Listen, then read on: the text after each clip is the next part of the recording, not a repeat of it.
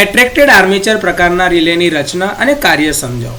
તો attracted armature પ્રકારના relay જે છે એ ઇલેક્ટ્રોમેગ્નેટિક ઇન્ડક્શનના સિદ્ધાંત ઉપર જ કાર્ય કરે છે.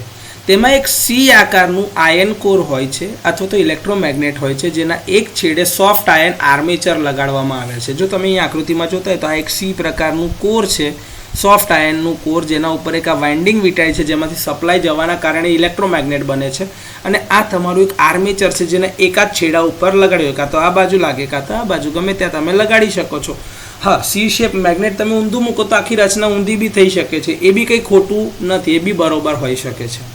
હવે કંટ્રોલ સ્પ્રિંગ લગભગ એના મધ્યમાં જો તમે અહીંયા જોતા હોય તો આ આર્મેચરના મિડલમાં મૂવિંગ આયન અથવા તો આર્મેચર સાથે લગાડેલું હોય છે અને કંટ્રોલિંગ ટોર્ક એના દ્વારા જ આપવામાં આવે છે. કંટ્રોલિંગ ટોર્ક અથવા તો એને વિરોધી બળ અથવા તો રિસ્ટ્રેનિંગ બળ બી કહી શકાય, કારણ કે કોઇલ દ્વારા જ્યારે કરંટ ફ્લો થતો હશે તો ત્યારેથી ઓપરેટિંગ બળ લાગતું હશે જે આર્મેચરને આકર્ષશે.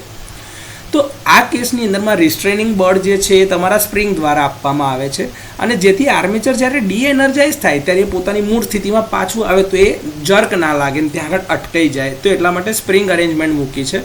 ક્યારેક સ્પ્રિંગના બદલે કાઉન્ટર વેઇટનો પણ ઉપયોગ થાય છે, જે એને કાઉન્ટર બેલેન્સ કરતું હોય છે.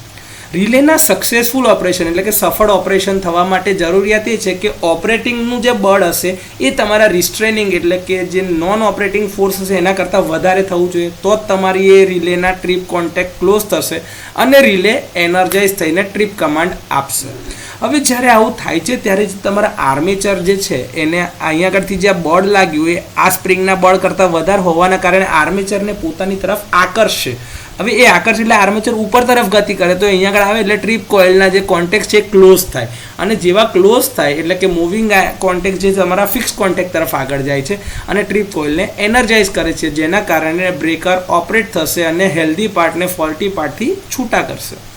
આ મૂવિંગ કોન્ટેક્ટ જે છે એ મૂવિંગ આર્મેચરની ઉપર જ લગાડેલા હોય છે અને આ પ્રકારના રિલે ઇન્સ્ટન્ટેનિયસ રિલે છે, કારણ કે આમાં ફક્ત ને ફક્ત એક જ ક્વોન્ટિટી છે, આમાં ક્યાંય ટાઈમ ડાયલ સેટિંગ હોતા નથી, એટલે તરત ઓપરેટ થાય છે.